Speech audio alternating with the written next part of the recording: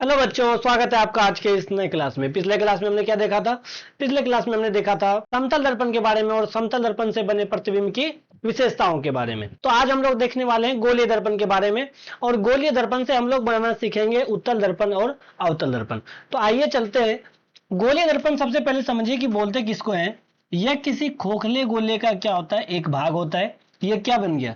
ये अभी बस एक शीशा है। जब तक हम इसके किसी भाग को रंगेंगे नहीं तो ये दर्पण में कन्वर्ट नहीं होगा। अगर हम क्या करते हैं कि इसके भीतर का भाग रंग देते हैं तो यह उत्तल बन जाता है, और अगर हम क्या करते हैं, अगर हम इसके बाहर को रंग देते हैं तो यह अवतल दर्पण बन जाता है। तो क्या किया जाए बच्चों, यहां पर आप लोगों को बहुत ध्यान से देखना है कि अगर क्या किया जाए, गोलीय दर्पण का भीतरी भाग रंगा जाए तो वो क्या बन जाएगा? वो बन जाएगा उत्तल दर्पण। और अगर बाहरी भाग रंगा जाए तो वो क्या बनाएगा? वो बन जाएगा अवतल दर्पण। ठीक है, तो भीतर रंगेंगे तो कौन बनेगा? उत्तल। बाहर रंगेंगे तो अवतल। यहां तक क्लियर है बच्चों आप लोगों का? अब आइए क्या करते हैं, अब थोड़ा सा हम लोग आगे बढ़ते हैं। अब क्या करते हैं कि हम इसके बीचों बीच एक रेखा खींच देते हैं जो क्या हो, उत्तल दर्पण के भी सेंटर से गुजरे और अवतल दर्पण के भी सेंटर से गुजरे। देखिए बच्चों, ये क्या है? ये एक तरह से वृत्त ही है। वृत्त है तो वृत्त की क्या होती है? त्रिज्या होती है। वैसे इसकी भी त्रिज्या होती है और इसका भी केंद्र होता है। देखिए बच्चों, इसका जो केंद्र होता है उसका नाम है वक्रता केंद्र। अब इसका केंद्र यहाँ पे होगा, यहाँ से क्या हुआ, ये घुमा है, तो इसीलिए इसके केंद्र को हम लोग क्या बोलते हैं? इसके केंद्र को बोलते हैं हम लोग वक्रता केंद्र। ठीक है बच्चों, तो गोलीय दर्पण के केंद्र को हम लोग क्या बोलते हैं? गोलीय दर्पण के केंद्र को हम लोग बोलते हैं वक्रता केंद्र। अगर देखें कि उत्तल दर्पण का वक्रता केंद्र कहां होगा तो यहां पे हो जाएगा। अवतल दर्पण का वक्रता केंद्र कहां होगा तो यहां पे हो जाएगा। क्यों होगा? क्योंकि यह क्या है, दोनों किससे बना है? तो दोनों बना है गोलीय दर्पण से। और गोलीय दर्पण का क्या होता है? एक ही सेंटर होता है, इसीलिए दोनों का जो वक्रता केंद्र होगा वो क्या होगा? एक ही जगह पर होगा। तो यहां तक आप लोगों का क्लियर है बच्चों? अब आइए थोड़ा सा आगे बढ़ते हैं। ये दर्पण के जो बीच का भाग है, यहां पे इसको हम लोग क्या बोलते हैं? इसको हम लोग बोलते हैं ध्रुव। क्या बोलते हैं? ध्रुव। तो दर्पण के बीच का भाग क्या कहलाता है? ध्रुव कहलाता है। वैसे ही उत्तल में भी होगा, उत्तल दर्पण का भी ध्रुव कहां हो जाएगा? उसके सेंटर में। इसको हम लोग क्या नाम दे देते हैं? इसको हम लोग नाम दे देते हैं ध्रुव। दर्पण के हम लोग मध्य बिंदु को क्या बोलते हैं? ध्रुव बोलते हैं। चाहे वो अवतल दर्पण का मध्य बिंदु हो उसको भी ध्रुव ही बोलेंगे, उत्तल दर्पण का मध्य बिंदु हो उसको भी क्या है बोलेंगे? ध्रुव ही बोलेंगे। अब देखिए कि वक्रता केंद्र से लेकर के ध्रुव के बीच की दूरी क्या कहलाती है? तो इन दोनों के बीच की दूरी कहलाती है वक्रता त्रिज्या। क्या कहलाती है बच्चों? वक्रता त्रिज्या कहलाती है। किसके किसके बीच की दूरी? तो वक्रता केंद्र की और ध्रुव के दोनों के बीच की दूरी कुछ दूरी होती है, क्योंकि ये क्या है, ये तो एक गोला ही है ना, ये तो इसका कुछ रेडियस होगा। तो इसीलिए क्या हो गया कि गोलीय दर्पण के वक्रता केंद्र और ध्रुव के बीच की दूरी क्या कहलाती है? वक्रता त्रिज्या कहलाती है। उम्मीद है यहां तक आप लोगों का क्लियर होगा। अब चलिए हम लोग थोड़ा सा आगे बढ़ते हैं। अब देखिए बच्चों, यहां पर एक और नाम मिसिंग है।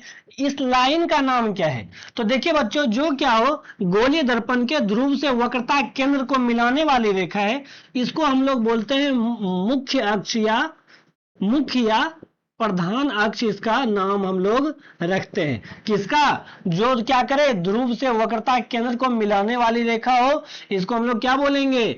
इसको हम लोग बोलेंगे मुख्य या प्रधान अक्ष। तो उम्मीद है बच्चों आप लोगों का ये पूरा नाम क्लियर हो गया होगा, अब इसमें कोई डाउट नहीं है। अब चलिए हम क्या करते हैं, आगे बढ़ते हैं। तो देखिए बच्चों, अगर आपसे पूछा जाए कि उत्तल दर्पण का एक फिगर बना के दिखाओ तो आप लोग कैसे दिखाएंगे? आप लोग ऐसे करेंगे और इसके भीतर के भाग को रंगेंगे, तो ये कौन सा दर्पण हो जाएगा? ये हो जाएगा उत्तल दर्पण।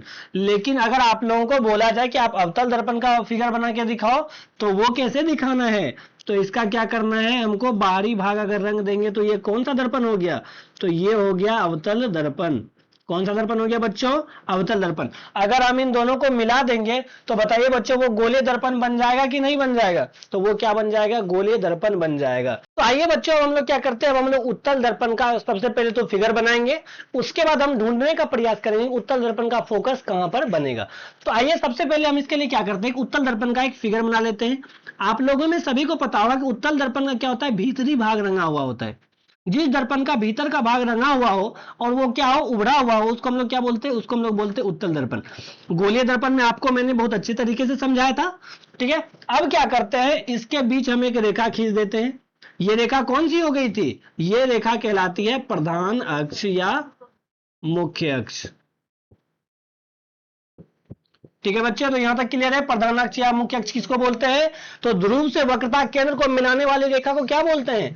प्रधान अक्ष या मुख्य अक्ष बोलते हैं।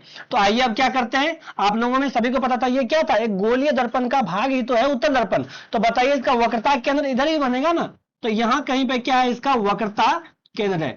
सी से हम लोग रिप्रेजेंट करते हैं किसको? वक्रता केंद्र को। और यहां पर क्या है, दर्पण का मध्य बिंदु क्या हो जाएगा? दर्पण का मध्य बिंदु हो जाएगा इसका ध्रुव हो जाएगा। अब आइए अगर हमको क्या करना है, इसका फोकस निकालना है। अब आइए उत्तल दर्पण में क्या करते हैं हम लोग, फोकस निकालने का ट्राई करते हैं। तो इसका बस एक ही तरीका है और वो बहुत इजी तरीका है कि आप क्या करिए कि जो मुख्य अक्ष है, जो उत्तल दर्पण का मुख्य अक्ष है, इसके समानांतर अगर आप किरण गुजारते हैं तो फिर क्या होगा, यहां से वो सबसे पहले तो रिफ्लेक्ट होगा, सबसे पहले क्या होगा, वो परावर्तित हो जाएगा। उसके बाद ये जो किरण है ये क्या होगा, ये फोकस पर मिलता हुआ प्रतीत होता है, क्योंकि उत्तल दर्पण हमेशा कैसा प्रतिबिंब बनाता है? उत्तल दर्पण हमेशा आभासी प्रतिबिंब बनाता है, इसीलिए इसका फोकस भी क्या हो जाएगा, इसीलिए इसका फोकस भी क्या हो जाएगा, आभासी हो जाएगा। तो यहां तक क्लियर है बच्चों आप लोगों का? तो बच्चों अब चलिए हम लोग चलते हैं अवतल दर्पण पे। उसके लिए हमको क्या करना पड़ेगा, सबसे पहले तो उसका फिगर बनाना पड़ेगा। आइए बनाते हैं फिगर। यहां पे देखिए अवतल दर्पण का फिगर कैसे बन रहा था, इसका बाहरी भाग रंगा हुआ था। सभी को पता है ना बच्चों, इसका क्या होता है, अवतल दर्पण का बाहरी भाग रंगा हुआ होता है। और क्या करते हैं हम, इसका मुख्य अक्ष का एक रेखा खींच लेते हैं, इस रेखा का नाम क्या हो जाता है, मुख्य अक्ष। सभी को पता है अवतल दर्पण क्या है, गोलीय दर्पण का एक भाग ही तो है। अगर ये भाग है तो फिर बताइए कि इसका वक्रता केंद्र किधर होगा, इधर होगा ना। तो यहाँ पे कहीं पे क्या होगा, सी होगा, अर्थात वक्रता केंद्र होगा। अब बताइए बच्चों, अगर हमको क्या करना है, अवतल दर्पण का फोकस प्राप्त करना है तो कैसे प्राप्त करेंगे? तो इसके लिए भी सेम ही प्रोसेस है। इसके लिए भी हम क्या करते हैं कि मुख्य अक्ष के समानांतर एक किरण को जब हम गुजारेंगे, किसके समानांतर, मुख्य अक्ष के समानांतर, तो यह परावर्तन के बाद कहां से गुजरेगा, तो यह परावर्तन के बाद फोकस से गुजरेगा। इसीलिए हम क्या बोल सकते हैं कि अवतल दर्पण का फोकस वह बिंदु है जहां पर क्या हो, मुख्य अक्ष के समानांतर आती हुई प्रकाश की किरण दर्पण से परावर्तन के बाद वास्तव में मिलती है। उसको क्या बोलेंगे, उसको हम लोग बोलेंगे अवतल दर्पण का फोकस। तो बच्चों देखिए, हमने उत्तल अवतल दोनों के फिगर को तो अच्छे तरीके से समझ ही लिया। अब आइए हम क्या करते हैं, इसके थ्योरी को भी अच्छे से लिख लेते हैं, क्योंकि सिर्फ फिगर समझने से तो होगा नहीं, हमको क्या करना पड़ेगा, हमको इसका थ्योरी भी याद करना पड़ेगा। तो आइए चलते हैं अब इसके थ्योरी पे। सबसे पहले हम क्या करते हैं, इसको इरेज कर लेते हैं। तो आइए बच्चों बिल्कुल ही धमाकेदार तरीके से हम क्या देखते हैं, इसके थ्योरी को देखते हैं। तो सबसे पहले क्या है, गोलीय दर्पण के मुख्य बिंदु। सबसे पहले जो हम ध्रुव पढ़े थे, वक्रता केंद्र पढ़े थे, वक्रता त्रिज्या पढ़े थे, मुख्य अक्ष पढ़े थे, इसका क्या देखना पड़ेगा, इसका हमको परिभाषा भी देखना पड़ेगा। तो आइए देखते हैं, ध्रुव किसको बोलेंगे, तो गोलीय दर्पण के मध्य बिंदु को ध्रुव कहते हैं। अब ये पी का मतलब पता है क्या है, पी का मतलब हो गया पोल, पी का मतलब क्या हो गया, पोल, और पोल का मतलब क्या होता है, ध्रुव। इसीलिए जो दर्पण का मध्य बिंदु होता है ना, उसको हम लोग क्या बोलते हैं, उसको हम लोग बोलते हैं ध्रुव, अर्थात पोल। और इसको रिप्रेजेंट किससे करेंगे, इसको रिप्रेजेंट करेंगे हम लोग पी से। अब आइए आगे चलते हैं, आगे वक्रता केंद्र, किस पर, वक्रता केंद्र पे। यह गोलीय दर्पण के केंद्र को हम लोग क्या बोलते हैं, वक्रता केंद्र बोलते हैं। इसको हम लोग किससे रिप्रेजेंट कर रहे थे, इसको हम लोग सी से रिप्रेजेंट कर रहे थे ना। आखिर सी का मतलब क्या है, तो बच्चों सी का मतलब है सेंटर ऑफ कर्वेचर, अर्थात गोलीय दर्पण का वो जो कर्वेचर है उसका सेंटर क्या है, वक्रता केंद्र है। इसीलिए हम उसको किससे रिप्रेजेंट कर रहे थे, उसको रिप्रेजेंट कर रहे थे सी से, अर्थात सेंटर ऑफ कर्वेचर। अब आइए हम लोग आगे बढ़ते हैं। आगे क्या, वक्रता त्रिज्या, क्या है, वक्रता त्रिज्या। बच्चों वक्रता त्रिज्या को हम लोग रिप्रेजेंट करते हैं आर से। किससे करते हैं, आर से इसको रिप्रेजेंट करते हैं। उसका परिभाषा क्या होता है, गोले दर्पण जिस गोले का भाग होता है उसकी त्रिज्या को हम लोग क्या बोलते हैं, वक्रता त्रिज्या बोलते हैं। अब आखिर ये आर का मतलब क्या है, तो आर का मतलब है रेडियस ऑफ कर्वेचर।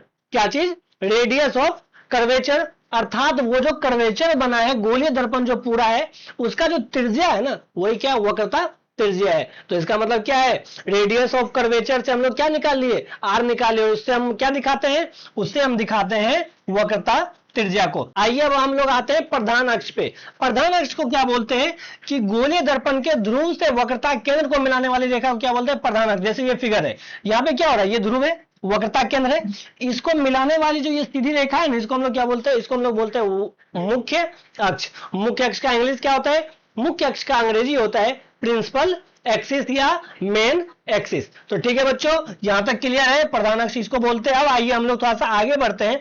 अब हम लोग फिर से एक बार अवतल दर्पण का जो फोकस का परिभाषा है उसको एक बार अच्छे से देख लेते हैं। तो देखिए क्या है, अवतल दर्पण का फोकस उसके मुख्य अक्ष पर वह बिंदु है जहां मुख्य अक्ष के समानांतर आती हुई प्रकाश की किरण परावर्तन के बाद मिलती है। यहां पे देखिए बच्चों क्या हो रहा है, ये मुख्य अक्ष है ना, ये मुख्य अक्ष है, इसके समानांतर यहाँ पे प्रकाश की किरण आ रही है, और ये क्या हो रही है, दर्पण से परावर्तन के बाद कहां पे मिल रही है, इस बिंदु पर मिल रही है। तो ये बिंदु क्या हो जाएगा, ये बिंदु हो जाएगा अवतल दर्पण का फोकस। तो ठीक है बच्चों, इसका थ्योरी भी क्लियर है। अब आइए हम लोग जानते हैं उत्तल दर्पण का फोकस किसको बोलते हैं। उत्तल दर्पण का फोकस देखिए क्या है कि मुख्य अक्ष पर वह बिंदु जहां परावर्तन के बाद मिलती हुई प्रतीत होती है। यहां पर देखिए ये क्या है, प्रकाश की किरण है, और जब हम क्या करते हैं, मुख्य अक्ष के समानांतर एक प्रकाश की किरण को गुजारते हैं, तो वो क्या होता है, दर्पण से परावर्तन के बाद हमको दर्पण के पीछे मिलता हुआ प्रतीत होता है, और ये जहां पे मिलेगा वो क्या हो जाएगा, वो हो जाएगा उत्तल दर्पण का फोकस। तो उम्मीद है बच्चों आपको अवतल और उत्तल दोनों के फोकस में कोई कंफ्यूजन नहीं होगा, और आप लोग गोलीय दर्पण को भी बहुत अच्छे तरीके से समझ गए होंगे। तो मिलते हैं बच्चों अगले क्लास में किसी नए टॉपिक के साथ, हमारे साथ बने रहिए, तब तक के लिए बाय बाय, टेक केयर।